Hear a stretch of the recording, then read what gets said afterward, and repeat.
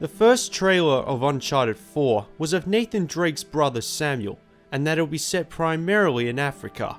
However, most of development was scrapped after Amy Hennig, who was writer and director of the PlayStation 3 trilogy, quit out of this one. Fortunately, Bruce Straley and Neil Druckmann, who were the game directors of The Last of Us, took over. Drake was still going to Africa though. Trailer after trailer, one returning character after another, even with complaints of graphical downgrades including the lack of 60 frames per second, things were smooth sailing for the highly anticipated conclusion. Let's get the show on the road. Nathan Drake is living a normal life as an industrial salvage collector and living with his wife Elena. Then, out of nowhere, his brother Samuel appears alive and well, who just came out of prison in Panama. But the man who got him out, Hector Alazar, demands him to find Henry Avery's treasure and give half the cut to him in 3 months. This is bad. Meanwhile, Rafe Adler, who was working with the Drake brothers to find that treasure during prison, 15 years later, now with Nadine Ross, continues to search for it. Uncharted 4 begins with Nathan and Samuel Drake being chased by bad guys on a boat, then flashes back to their childhood.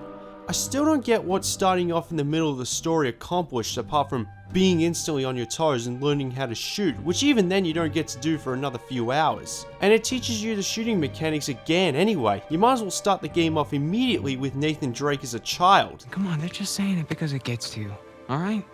You just gotta learn to laugh it off. Speaking of that, a lot of gamers have criticized Uncharted 4 for starting off too slowly. Yes, Nathan Drake isn't back in business during the present time a few hours into gameplay, and cutscenes can drone on way too long.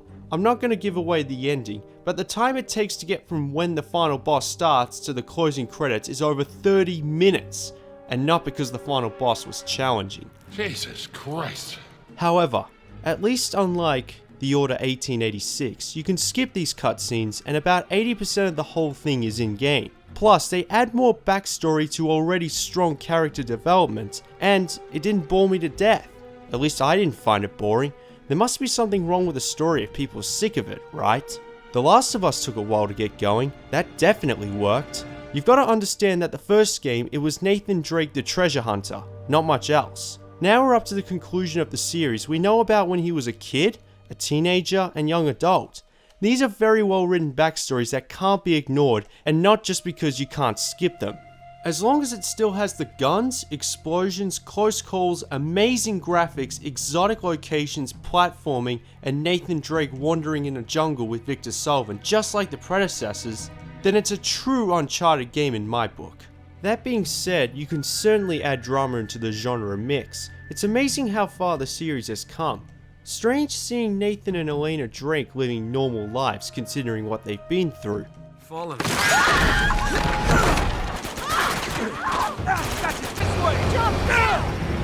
Ah! What? Where are you? I'm in here, being stabbed with a fork. At least Nathan Drake not saying a word about his brother and the predecessors makes sense considering he thought he was dead the whole time. I like Samuel. I never pictured Nathan having a brother, but if I did, this is pretty close to what I imagine. By that I mean the personality. I missed.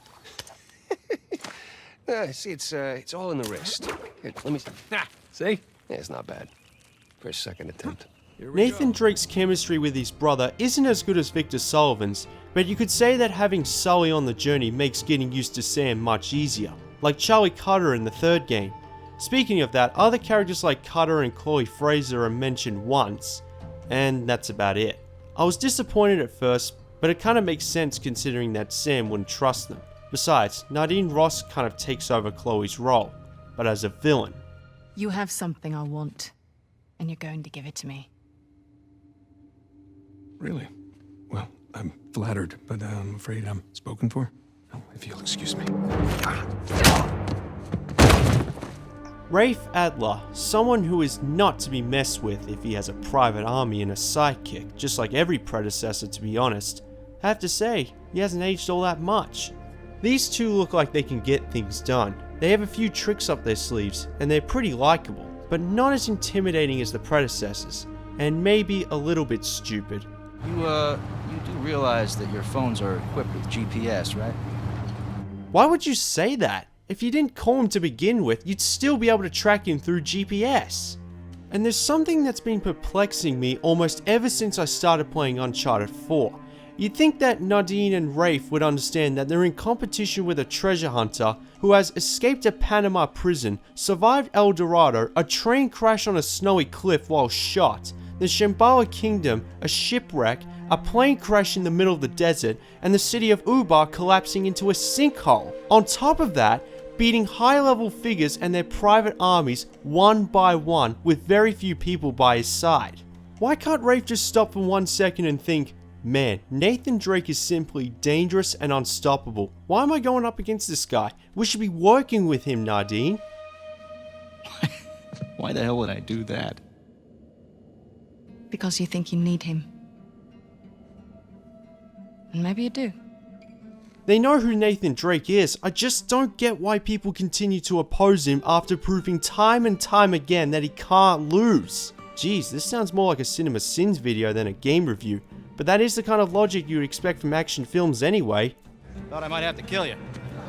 It's not like Among Thieves or Drake's Deception, or Aliens, or The Dark Knight where you have a sequel that doesn't require watching or playing the predecessor to catch up.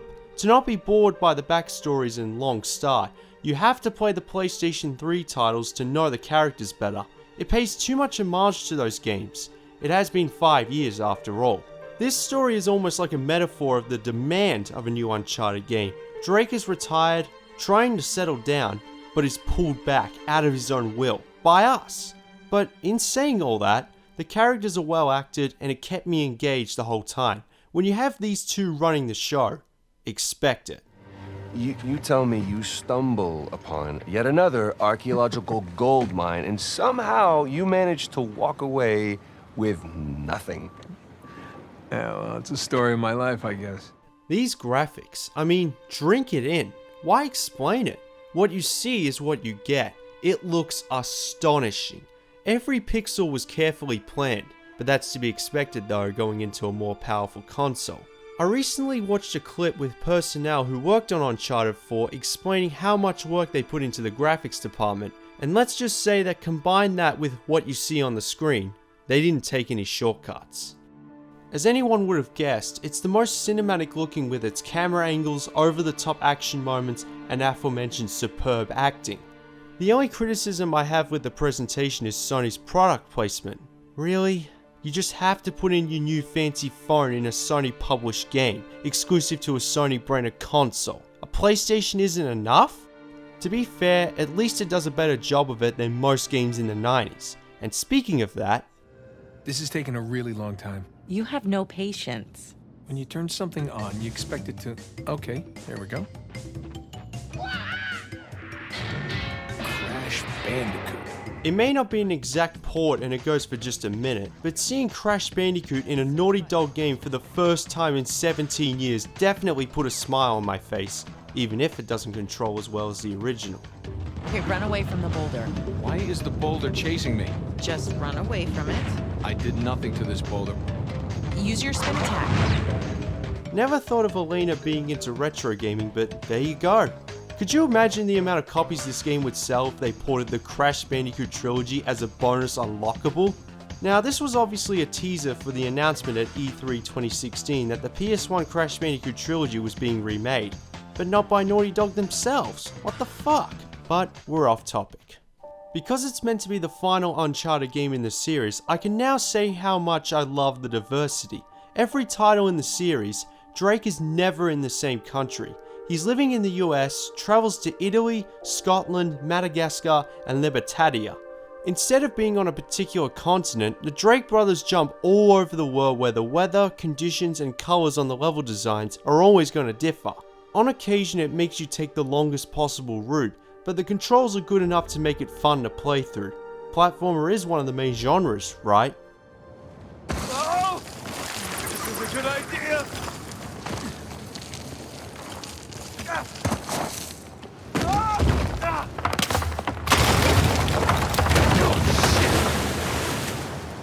I said in my review of Uncharted 3 that the gameplay took a tiny step back. This takes a gigantic step forward. In fact, plenty of gigantic steps forward. but not everybody thinks so. Some have criticized, the fans in particular, for lacking the gameplay the predecessors had. I don't know what to say about that because I think Uncharted 4 has the best gameplay in the series, or at the very least, the best controls. Okay, the ratio between gameplay over cutscenes is noticeably dropped, but it sure as hell makes the best of it. Once again, it feels like Gears of War when taking cover and shooting at enemies, along with jumping on platforms and ledges, sliding down hills, and sometimes combining all of these things. Oh, and using a grappling hook for swinging, climbing, and lowering self down, a new addition that doesn't really enhance the experience too much, but I always found it satisfying to slide down a hill, use the grapple hook, and swing onto a ledge. Oh, crap. No. Ah. Whoa! Made it. Then there are the predictable puzzles that are once again cleverly designed. Come on, they're not as boring as you might think. The controls couldn't get any better than this. I always hated how touchy the movement was in the predecessors, as most of the time it was all or nothing, which was a pretty big deal when trying to correct your jump.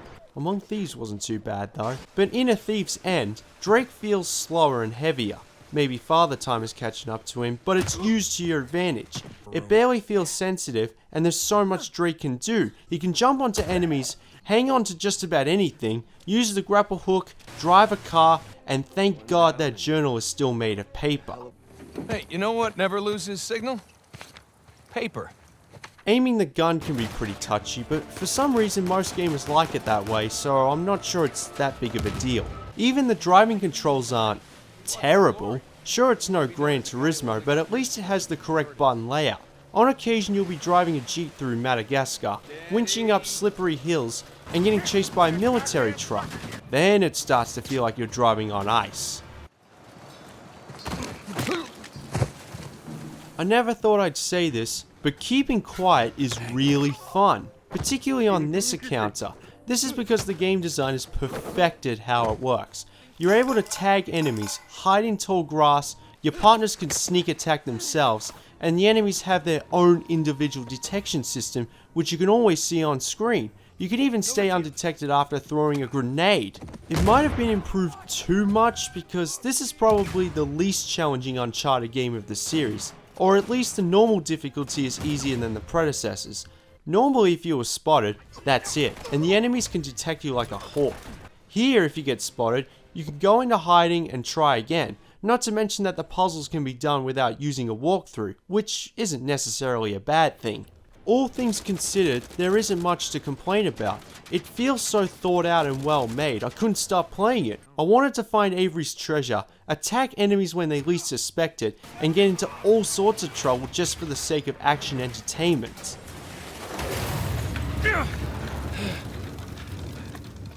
Holy shit. Yeah. You good? Yeah. Is this better than The Last of Us? I don't think so. I think The Last of Us has a more compelling story with better characters, slightly shorter cutscenes, longer gameplay time, and the controls are on par. But the fact that I'm comparing Uncharted 4 to The Last of Us pretty much says it's legit. Uncharted 4 A Thief's End gets a 9.5 out of 10. I can barely find any criticisms apart from the incredibly long cutscenes, which I personally don't have a problem with. This is currently the best PlayStation 4 exclusive as of 2016. But be careful. Playing the PlayStation 3 trilogy is mandatory, and if you only have a PlayStation 4, the Nathan Drake collection has you covered. Everything looks, sounds, and feels right. A perfect way to conclude this incredible journey across the world searching for treasure and making smart-ass remarks. A thief couldn't ask for a better ending. Who knows what Naughty Dog might do next? Another Crash Bandicoot game would be nice.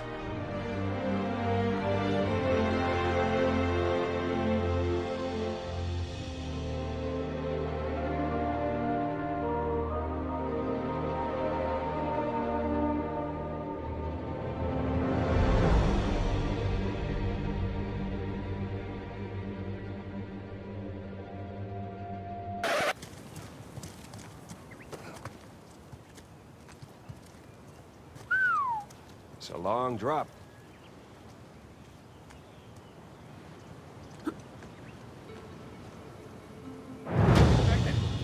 Nathan!